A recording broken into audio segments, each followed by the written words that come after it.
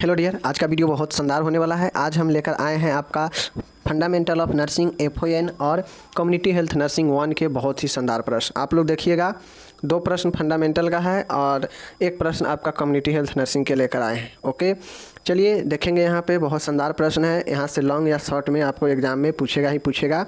तो आज जो है हम देखेंगे कि नर्स के क्या गुण होता है। ठीक है, नर्स के फुल फॉर्म देखेंगे, नर्स के गुण क्वालिटी देखेंगे, विशेषता जिसको बोलते हैं, और नर्स के कार्य देखेंगे। ये हो गया आपका फंडामेंटल का प्रश्न। दूसरा जो प्रश्न है वो है आपका कम्युनिटी हेल्थ नर्सिंग के, जो आपका है हेल्थ केयर के बारे में, स्वास्थ्य देखभाल के बारे में। ओके, चलिए हम लोग समझेंगे, देखेंगे। आपके एग्जाम में आएगा तो आप लोग अच्छे से लिखिएगा। ओके, चलिए हिंदी इंग्लिश दोनों में है। PDF डाउनलोड कर लीजिएगा, वीडियो के कुछ देर के बाद मिल जाएगा। और आप लोग की पढ़ाई कंटिन्यू जारी रहेगा जब तक आपका सिलेबस नहीं समाप्त होता है। जो है आप लोग का पढ़ाई चालू रहेगा। ऑब्जेक्टिव सब्जेक्टिव रविवार संडे को ऑब्जेक्टिव आएगा और बाकी दिन जो है आपका सब्जेक्टिव चलते रहेगा। जब नज़दीक आएगा एग्ज़ाम का तो आपको रिवीजन कराया जाएगा, जहाँ पे ऑब्जेक्टिव और सब्जेक्टिव बराबर कराया जाएगा। अभी पढ़ना है तो थ्योरी पेपर ज़्यादा पर ध्यान दीजिए और ऑब्जेक्टिव कुछ कम ध्यान दीजिए। ओके, चलिए शुरू करते हैं। देख सकते हैं पहला जो प्रश्न हम लिए हैं फंडामेंटल से है। चलिए देखते हैं। पहला प्रश्न है, देखिए, नर्स का अर्थ लिखिए एवं नर्स के गुण लिखिए। इससे पहले मैं एक वीडियो करा चुका हूं, तो आप लोग वो वीडियो नहीं देखे हैं जहां पे इंपॉर्टेंट क्वेश्चन शामिल किए हैं, जाके देखिए। मैं यूनिट वाइज पढ़ा रहा हूं आप लोग का, ठीक है ना। पहला वीडियो भी जो डाले थे दोनों सब्जेक्ट का, चाहे चाइल्ड हेल्थ हो या फंडामेंटल हो, यूनिट नंबर 1 ही था। कौन सा यूनिट ही था? 1 ही था। अभी भी यूनिट जो है 1 ही चल रहा है, क्योंकि दोनों सब्जेक्ट जो आपका विषय है, दोनों सब्जेक्ट में जो यूनिट नंबर 1 है यह लंबा है, बड़ा जो है चैप्टर है। तो इस हिसाब से अभी यूनिट 1 आज भी जो सब्जेक्ट क्वेश्चन लेकर आए हैं यह यूनिट 1 से ही है, दोनों सब्जेक्ट का। समझ गए ना, यूनिट 1 का ही है, दोनों सब्जेक्ट में ध्यान रखिएगा। चलिए शुरू करते हैं। क्वेश्चन आपसे पूछ सकता है नर्स का अर्थ लिखे, मतलब नर्स का मीनिंग क्या होता है, और नर्स के गुण लिखे। तो चलिए हम लोग नर्स का अर्थ समझते हैं। पहले मीनिंग। नर्स या परिचारिका का अर्थ है कि रोगी की सेवा शुश्रूषा करना। शुश्रूषा का मतलब होता है कि नर्स का परिचारिका का अर्थ है, नर्स या परिचारिका का अर्थ होता है कि रोगी का संपूर्ण सेवा देना आसानी से, ठीक है, विशिष्ट सेवा देना। नर्स के व्यावसायिक नर्स का, ठीक है, व्यावसायिक नर्स का अर्थ होता है, देख लीजिए, meaning of professional nurse. Professional nurse का अर्थ होता है, व्यावसायिक नर्स वह नर्स होती है जो किसी मान्यता प्राप्त नर्सिंग स्कूल या कॉलेज से डिग्री अथवा डिप्लोमा प्राप्त किया हो, संबंधित नर्सिंग कॉलेज से रजिस्टर्ड हो, वही एक जो है व्यावसायिक नर्स होती है, जो अपने कामों को जो है अच्छे से करने का नॉलेज रखती है।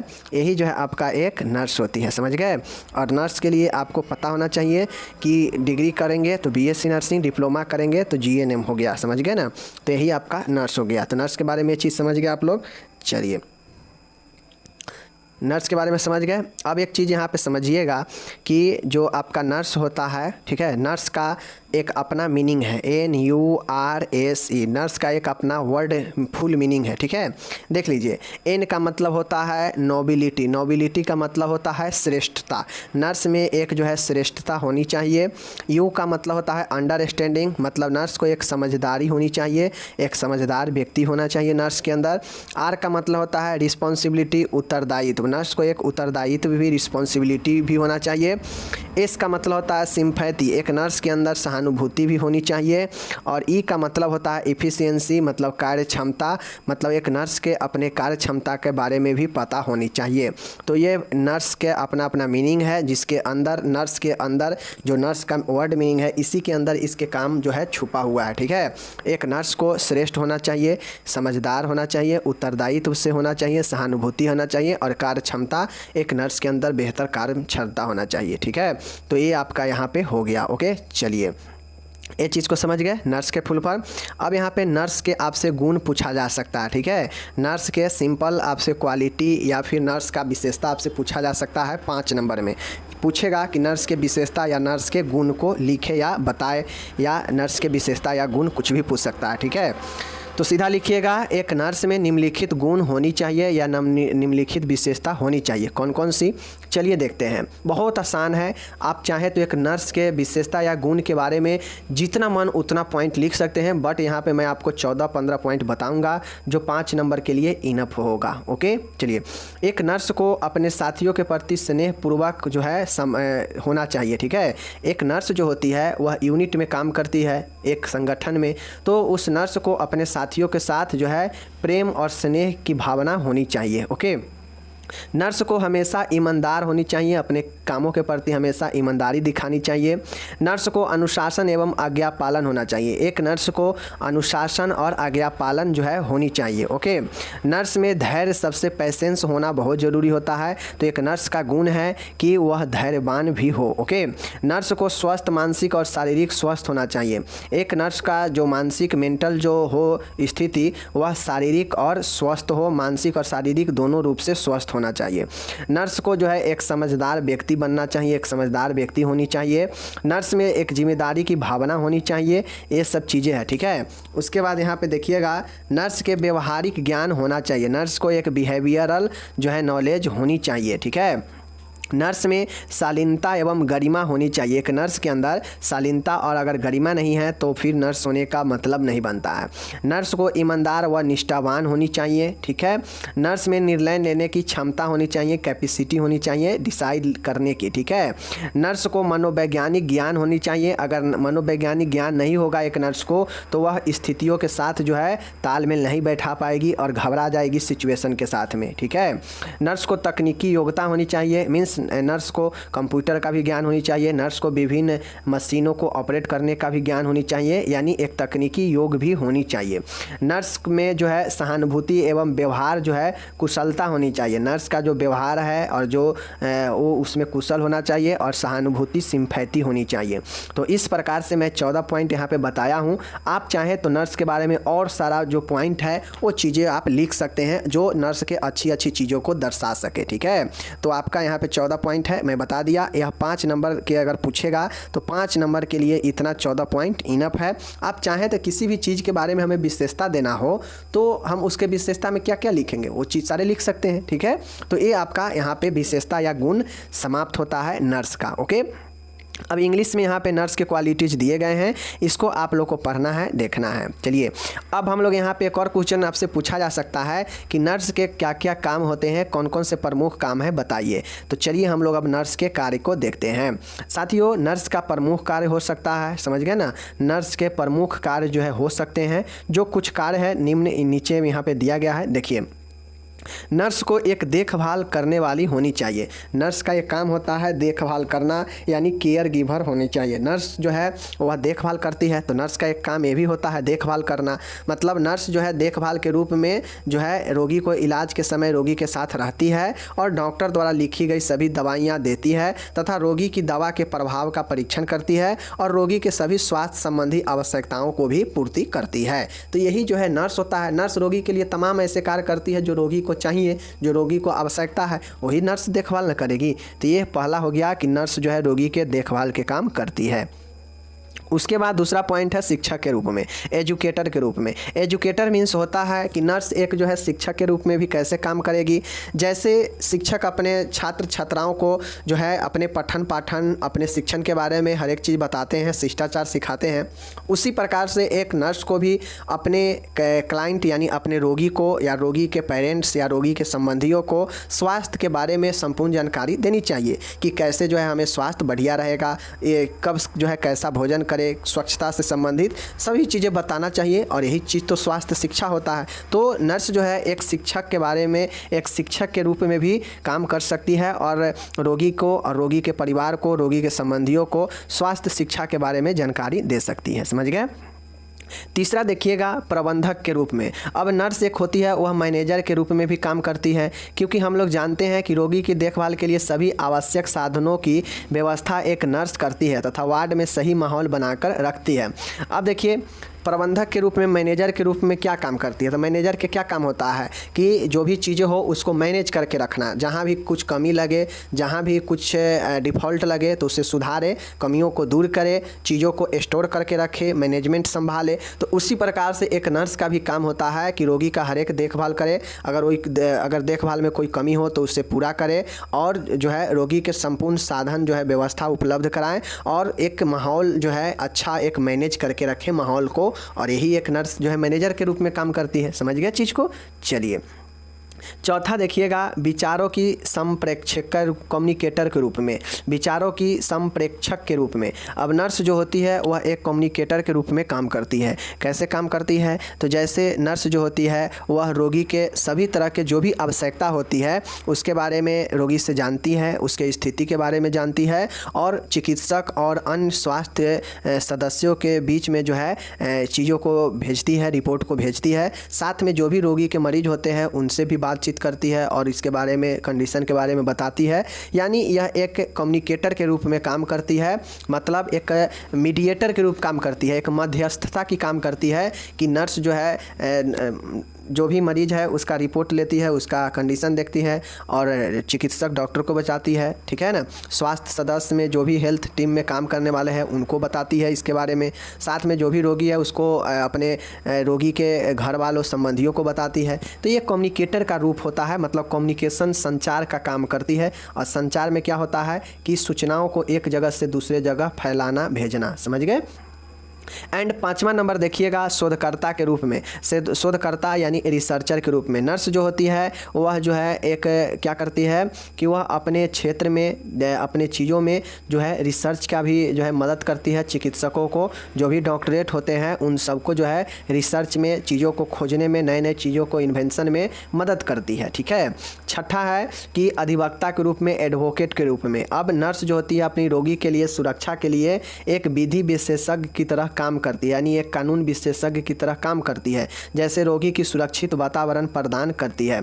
मतलब अधिवक्ता के रूप में कहा जाए तो जिस प्रकार से अगर किसी व्यक्ति को कानूनी सहारा लेना पड़ता है और वह व्यक्ति अगर कानूनी चीज़ों के बारे में नहीं जानता है तो किसके पास जाता है? सबसे पहले एडवोकेट के बारे में जाता है, सलाह मशवरा करता है। उसी प्रकार से नर्स जो होती है वह जो है मरीज़ के हर एक चीज़ों को ख्याल रखती है। हर एक मरीज़ के क्या चाहिए, क्या अधिकार है जो मरीज़ को मिलना चाहिए, इन अधिकारों को, इन चीज़ों को जो है मरीज़ के लिए सुरक्षित रखती है और उसके मरीज़ के आवश्यक अधिकार को जो है दिलाती है। और यही नर्स जो है अधिवक्ता के रूप में, एडवोकेट के रूप में करती है। चूँकि जो मरीज़ होते हैं वो अस्पताल में क्या फैसिलिटी है इस चीज़ को मरीज़ नहीं जानता है, तो इसको क्या अधिकार है, क्या मरीज़ को नीड है, इस सब का सुरक्षा कौन करता है? ये नर्स ही जो है करती है। समझ गए? इसीलिए एडवोकेट के काम करती है। ओके, नेक्स्ट देखिएगा, सलाहकार के रूप में, काउंसलर के रूप में। अब नर्स जो होती है वह क्या करती है कि एक काउंसलर के रूप में भी, एक सलाहकार के रूप में भी जो है क्या करती है, मदद करती है लोगों को। और वह जो है रोगी के हर एक निर्णय लेने में सलाह देती है, सहायता करती है समस्या को सुलझाने में। और यही जो है सलाहकार के रूप में एक नर्स का भी काम होता है। ठीक है? एंड 8 नंबर का देखिएगा, रिहेबिलिटेशन मतलब होता है पुनर्वास में सहायक। नर्स रोगी को समाज में पुनर्स्थापित करने में योगदान देती है तथा परिवार में स्थापित होने व अपनी जीविका कमाने लायक बनाने में मदद करती है। रिहेबिलिटेशन का मतलब होता है पुनर्वास, मतलब फिर से अपने पूर्व के स्थिति में वापस लौटना। तो नर्स जो होती है पुनर्वास में बहुत बड़ा मदद करती है। जो भी पेशेंट होते हैं वह इलाज के बाद अपने परिवार के साथ कैसे तालमेल स्थापित कर सके, पुनः अपने कैसे जीविका यानी कमाने की इनकम को आगे जो है बढ़ा सके, बना सके, इसमें मदद करती है तालमेल पूर्व की स्थिति में लाने के लिए। तो यह जो है नर्स पुनर्वास में भी सहायक होती है। ठीक है? एंड 9वां देखिएगा, प्रशासक के रूप में। नर्स जो होती है वह एक प्रशासक, एडमिनिस्ट्रेटर के रूप में भी काम करती है। अब आप लोग को पता होगा एडमिनिस्ट्रेटर का क्या काम होता है कि सभी कामों को देखभाल करना। तो उसी प्रकार से नर्स जो होती है वह सभी कामों को देखभाल, मॉनिटरिंग भी करती है और यही एडमिनिस्ट्रेटर की तरह भी काम करती है। एंड नेक्स्ट है 10वां नंबर, कोऑर्डिनेटर, समन्वयक। नर्स जो होती है वह एक कोऑर्डिनेटर का काम करती है। कोऑर्डिनेटर मतलब कहा जाए, समन्वयक मतलब तो एक से दूसरे के बीच में कैसे समन्वय बनाना है, कैसे एक दूसरे के बीच में संबंध स्थापित करना है, यह समन्वय का काम करती है, कोऑर्डिनेट का काम करती है। जैसे अगर हॉस्पिटल में नर्स है, नर्स के बाद डॉक्टर है, डॉक्टर में भी जूनियर सीनियर डॉक्टर होते हैं, ऑफिसर होते हैं, उसी प्रकार से अन्य हेल्थ टीम होते हैं, साथ में वहाँ जिस संस्था में है वहाँ का प्रभारी होता है। तो इन सब के बीच में जो है एक समन्वय, एक कोऑर्डिनेशन का काम कौन करते हैं? तो ये नर्स करती है। साथ में मरीज होते हैं, तो मरीज और डॉक्टर और अपने और अन्य हेल्थ टीम के बीच समन्वय स्थापित करने का काम नर्स करती है। नेक्स्ट है ऑब्जर्वर के रूप में। ऑब्जर्वर के रूप में कैसे काम करती है? तो वह जो है पर्यवेक्षक के रूप में भूमिका निभाती है कि अन्य स्वास्थ्य टीमों के द्वारा किए गए कामों को वह जो है ऑब्जर्व भी करती है, पर्यवेक्षण भी करती है। ठीक है, तो ये काम है। एंड लास्ट वाला है नर्स जो है वह रोगी के सुरक्षा से संबंधित कार्य भी करती है, यानी नर्स जो है अपने रोगी को सुरक्षा प्रदान करती है और यह भी जो है काम एक होता है। तो इस प्रकार से यहाँ पे नर्स का सभी कार्य हम लोग 12 कार्य देखे हैं। इसमें से आपको कोई भी 8-10 कार्य जो है एग्जाम में नर्स का कार्य पूछेगा तो आपको लिख देना है। अब मैं आपको बताता हूँ। यहाँ पे तो सिंपल नर्स के कार्य पूछ लिया है, तो ये हो गया। आपसे अगर कम्युनिटी हेल्थ नर्सिंग के भी अगर पूछेगा कि कम्युनिटी हेल्थ नर्सिंग के क्या क्या कार्य होते हैं बताइए, सेम चीज़ें हैं, यही सब कार्य जो है कम्युनिटी हेल्थ नर्सिंग में भी आपको पूछेगा तो सेम कार्य सब हो जाएगा। कम्युनिटी हेल्थ नर्स के अगर कार्य पूछे तो यही सब चीज़ को लिख देना है। बस आपको वहाँ पर ध्यान रखना है कि यहाँ पर कम्युनिटी के बारे में पूछा गया है, तो जो भी नर्स काम करेगी वह कम्युनिटी हेल्थ में ही अपना काम करेगी। बाकी जितना पॉइंट देखें 12 पॉइंट सब वहाँ पे होगा। ओके, चलिए अब हम लोग चलेंगे कम्युनिटी हेल्थ नर्सिंग के प्राइमरी हेल्थ केयर के बारे में। ठीक है, अब यहाँ जो है ए वाला क्वेश्चन किसका है? कम्युनिटी हेल्थ नर्सिंग का है। अब हम ऐसे क्यों पढ़ा रहे हैं? क्योंकि आप लोग जानते हैं कि सप्ताह में 6 दिन होता है, 6 दिन में 4 दिन आपको एक सब्जेक्ट, चारों सब्जेक्ट का मैं पढ़ा दिया हूँ। इधर 2 सब्जेक्ट बचा है। ठीक है, इधर 2 सब्जेक्ट जो बचा है, इस 2 सब्जेक्ट को इधर 2 दिन बचा है। ठीक है, 6 दिन में 4 दिन चला गया, 2 दिन बचा है। अब इस 2 दिन में चारों सब्जेक्ट कैसे हो पाएगा? तो उसके लिए एक दिन में 2 सब्जेक्ट करना पड़ेगा। तो कल मैं आपको बिहेवियर और बायो साइंस का एक क्वेश्चन कराया, आज मैं आपको फंडामेंटल कम्युनिटी का एक क्वेश्चन करा रहा हूँ। दोनों यूनिट एक है, तो इस हिसाब से आपका सभी कवर होगा। और पढ़ाई का मतलब ही यही होता है कि सभी विषय आपका समाप्त होते चले, सभी विषय से समान अनुपात में चले, ये बहुत ज़रूरी होता है। ऐसा नहीं है कि एक विषय पूरा पढ़ लिए और अभी 2 विषय पूरा लटका हुआ है, तो फिर दिक्कत है। समझ गए? चलिए अब ये वाला जो प्रश्न है CHN 1 से है, कम्युनिटी हेल्थ नर्सिंग 1 का है। देखिए, स्वास्थ्य देखभाल से क्या समझते हैं? पहले तो हमको बताना है कि हेल्थ केयर क्या होता है, उसके बाद हमको इसका पर्पज बताना है कि आखिर हेल्थ उद्देश्य जो है तो इसका क्या रीजन है होने का, क्या इसका मकसद है, क्या उद्देश्य है। ठीक है, तो ये लिखेंगे और उसके बाद हम जो है इसका विशेषता लिखेंगे कि एक प्राइमरी हेल्थ केयर का क्या क्या जो है कैरेक्टरिस्ट हो सकता है। ओके, चलिए हम लोग अब देखते हैं। सबसे पहले हम लोग यहाँ पे देखते हैं प्राइमरी हेल्थ केयर क्या, सॉरी प्राइमरी हेल्थ केयर नहीं है, सीधा हेल्थ केयर है, यानी स्वास्थ्य देखभाल। स्वास्थ्य देखभाल का मतलब क्या है? कि स्वास्थ्य के बारे में हर एक चीज़ का देखभाल करना ही स्वास्थ्य देखभाल कहलाता है। ठीक है, देखिए, विभिन्न शारीरिक तथा मानसिक बीमारियों, चोटों एवं अपंगताओं का निदान, उपचार तथा रोकथाम ही स्वास्थ्य देखभाल कहलाती है। सीधी सी सिंपल बात ही है। शरीर में विभिन्न मतलब विभिन्न शारीरिक मतलब शारीरिक फिजिकल रूप से कोई बीमारी हो या कोई चोट हो, कोई अपंगता हो, या फिर मानसिक रूप से कोई बीमारी हो या मानसिक ब्रेन में कोई चोट वगैरह हो या मानसिक रूप से अपंगता हो, तो इन सारे चीज़ों का निदान करना, उपचार करना और रोकथाम करना ही हेल्थ केयर कहलाता है। और जाहिर सी बातें हैं कि हेल्थ केयर में होता क्या है, या किसी का डायग्नोसिस होता है, निदान होता है, फिर बीमारी का ट्रीटमेंट होता है, या फिर बीमारी को रोकथाम भी किया जाता है। तो यही सब चीज़ आपका हेल्थ केयर कहलाता है। समझ गए चीज़ को? चलिए, हेल्थ केयर के अंतर्गत व्यक्तियों में पाई जाने वाली विभिन्न शारीरिक तथा मानसिक बीमारियों की रोकथाम हेतु विभिन्न उपाय किए जाते हैं। साथियों, सीधा समझ लीजिए कि स्वास्थ्य के देखभाल का मतलब ये नहीं होता है कि बीमारी को जड़ से ख़त्म ही कर देना।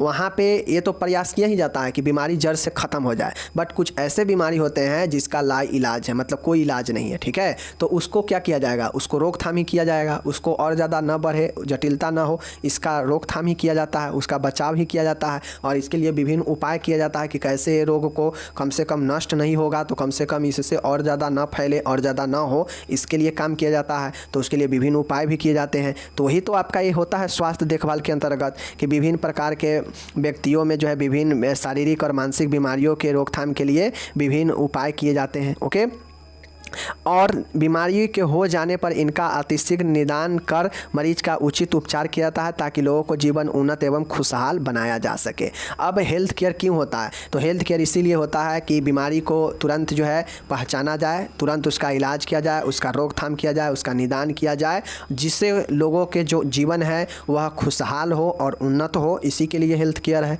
समझ गए? तो ये हेल्थ केयर के बारे में इतना आप लिख दीजिएगा, जितना जानिएगा मैं बता दिया हूँ। अब हम चलिए हेल्थ केयर के उद्देश्य के बारे में देखेंगे, क्योंकि हमसे हेल्थ केयर के बारे में पर्पज के बारे में भी पूछा है।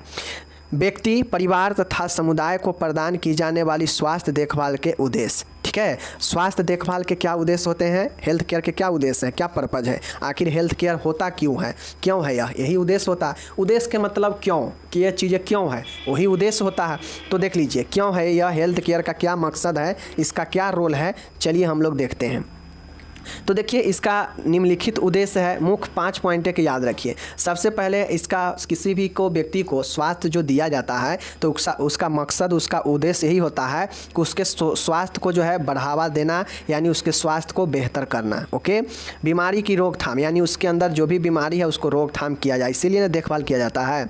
उसके बाद है बीमारियों का समय पर निदान करना। जो भी बीमारी है उसके अंदर अगर वो कोई व्यक्ति हॉस्पिटल में जाता है दिखाने, वो अपने स्वास्थ्य को दिखाने जाता है तो उसको क्या किया जाता है, वहाँ पे देखभाल ही किया जाता है। तो अगर कोई भी बीमारी होता है तो उसका समय पर निदान किया जाए, इसके लिए लोग जो है हेल्थ केयर लेते हैं।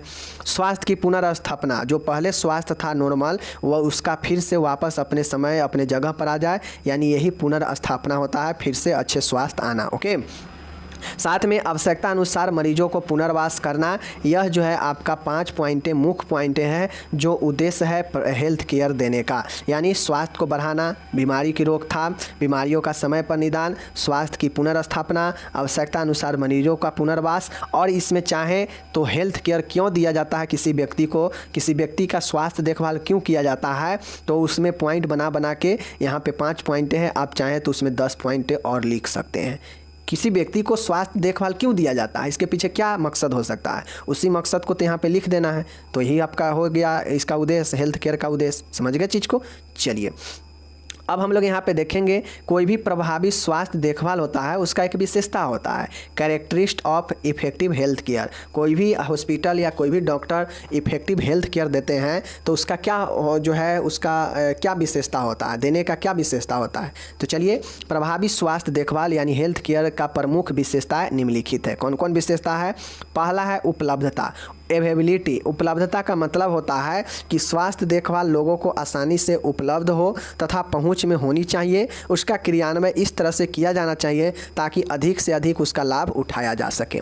सिंपल सी भाषा है कि हेल्थ केयर का विशेषता कब होगा, इफेक्टिव कब बनेगा, इफेक्टिव विशेषता कब होगा, जब बहुत सारा व्यक्ति उसमें भाग लेगा, हेल्थ केयर में ज़्यादा से ज़्यादा लोग जुड़ेगा, अपने हेल्थ के प्रति सजग होगा, दिखाएगा, ट्रीटमेंट कराएगा, तभी तो जाके उसका हेल्थ बेहतर होगा, और हेल्थ बेहतर होगा तभी तो एक प्रभावशाली देखभाल हो पाएगा। समझ गए ना? तो अवेलेबिलिटी होना बहुत ज़रूरी होता है, समझ गए? लोगों की उपलब्धता होना ज़रूरी है स्वास्थ्य देखभाल में, तभी जाके जो है बेहतर जो है हम स्वास्थ्य का कल्पना कर सकते हैं। अगर अब उपलब्धता नहीं है स्वास्थ्य देखभाल करने के चीज़ों का अगर उपलब्धता नहीं है, या फिर कोई व्यक्ति नहीं आता है स्वास्थ्य को दिखवाने, तो फिर स्वास्थ्य देखभाल किसको किया जाएगा? टेबल कुर्सी बेंच को थोड़ी ना किया जाएगा, किया तो जाएगा किसी व्यक्ति को ही। तो वह व्यक्ति जब भाग लेगा इसमें, ज़्यादा से ज़्यादा क्रियान्वयन करेगा, तभी तो इसका जो है अच्छा होगा, लाभ उठेगा ना। तो पहला उपलब्धता होनी चाहिए।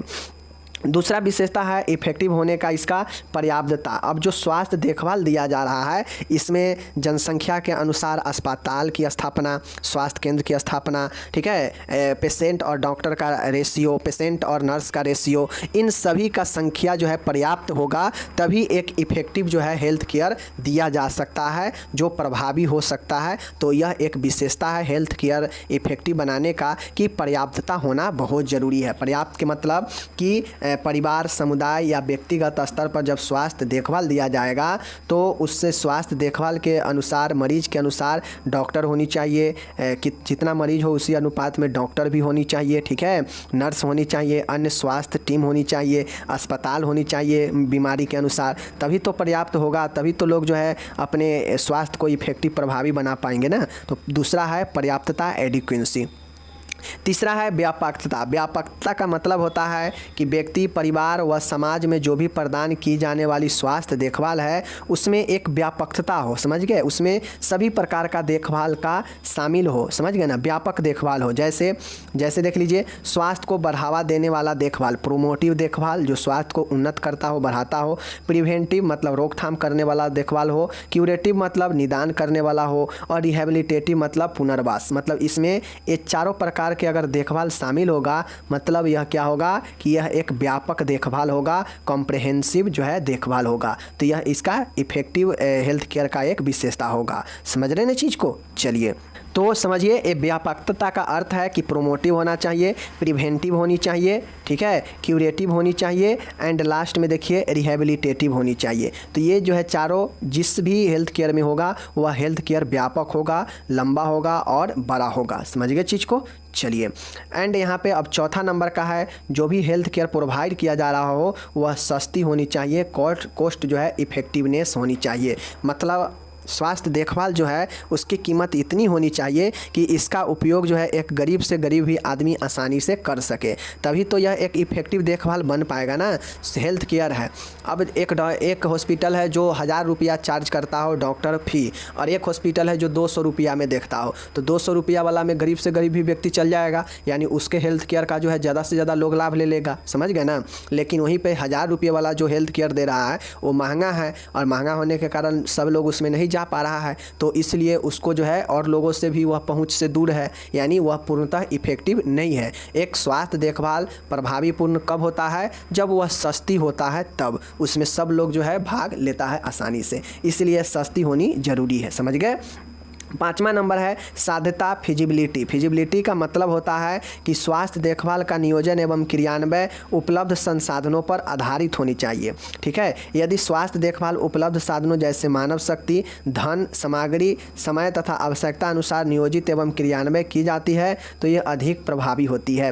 फिजिबिलिटी का मतलब होता है कि आवश्यकता अनुसार जैसा स्वास्थ्य का देखभाल के लिए ज़रूरी है, अगर वैसा स्वास्थ्य देखभाल दिया जाए तो यह बहुत ज़्यादा इफेक्टिव होता है, फिजिबिलिटी होता है, समझ गए, बहुत ज़्यादा जो है क्या होता है, आसान होता है लोगों के बीच में यह प्रभावी बनाना। अगर फिजिबिलिटी नहीं होगा, आसान नहीं होगा, आवश्यकता अनुसार लोगों को नहीं हेल्थ केयर दिया जाएगा तो लोग जो है जाने से कतराएगा, पसंद नहीं करेगा, समझ गए, और यह जो है प्रभावी नहीं हो पाएगा। तो फिजिबिलिटी एक जो है किसी भी हेल्थ केयर को क्रियान्वयन और नियोजन करने के लिए सबसे महत्वपूर्ण है कि आवश्यकता अनुसार स्वास्थ्य देखभाल होनी चाहिए, तभी जाके वह जो है क्या होगा, एक विशेषपूर्ण प्रभावी होगा। तो यह जो है साध्यता, फिजिबिलिटी आपका पांचवा है। एंड लास्ट है संगत होनी चाहिए, एप्रोप्रिएनेस होनी चाहिए। जैसे देखिए, स्वास्थ्य देखभाल व्यक्ति, परिवार तथा समाज की एक ज़रूरत के अनुसार होनी चाहिए तथा इनमें आधुनिक तकनीकों का भी समावेश होनी चाहिए ताकि स्वास्थ्य देखभाल एक अच्छा लाभ मिल सके। संगत के मतलब होता है कि अगर स्वास्थ्य देखभाल हेल्थ केयर किसी व्यक्ति को भी दिया जा सकता है पर्सनली, परिवार में 2-4 व्यक्ति है तो उसको भी दिया जा सकता है, या फिर समाज जो समूह होता है उसमें भी किसी को दिया जा सकता है। तो ये जो हेल्थ केयर दिया जाएगा वह व्यक्ति, परिवार और समाज के अनुसार होगा, और साथ में जो भी मॉडर्न टेक्नोलॉजी है उसका उपयोग किया जाएगा तो ज़्यादा इफेक्टिवफुल होगा, ये ज़्यादा इफेक्टिव होगा हेल्थ केयर, और जो है इसमें स्वास्थ्य देखभाल का अच्छा लाभ भी मिलेगा। मतलब सीधा कहा जाए कि संगत का मतलब होता है कि व्यक्ति, परिवार या समाज के अनुसार जो स्वास्थ्य देखभाल होगी जिसमें आधुनिक तकनीक का समावेश होगा तो वह ज़्यादा जो है संगत होगा, मतलब ज़्यादा जो है एप्रोप्रिएटनेस होगा। समझ गए चीज़ को? और इस प्रकार से आपका ये जो है 6 विशेषता मैंने पढ़ा दिया। विशेषता को एक बार और बैक करिएगा वीडियो को, और एक बार और जहां आपको लगे डाउट वहां वीडियो को कीजिए बैक, और फिर से उस डाउट वाले जगह से शुरू से देखना प्रयास कीजिए। और चीज़ों को एक बार में नहीं समझ में आता है तो 2 बार देखिए, और आप जो है नोट्स बनाते चलिए सब्जेक्ट वाइज। मैं बता देता हूँ कि कौन से सब्जेक्ट के मैं पढ़ा रहा हूँ, कौन से सब्जेक्ट का यह क्वेश्चन है, तो आपको घबराना नहीं है। हिंदी इंग्लिश दोनों में आप अपना PDF बना सकते हैं। जो भी सब्जेक्ट आपको एग्जाम देना है उसी सब्जेक्ट में तैयारी कीजिए, बेटर रहेगा। खिचड़ी कीजिएगा तो दिक्कत हो जाएगा। चलिए मिलेंगे अगले वीडियो में। पढ़ाई कैसा लग रहा है फीडबैक जरूर दीजिए अपना कमेंट में, अच्छा लग रहा है या नहीं लग रहा है और क्या सुधार करनी चाहिए बताइए, हम जरूर सुधार करेंगे। बाकी PDF डिस्क्रिप्शन में मिल जाएगा। मिलेंगे अगले वीडियो में, तब तक धन्यवाद।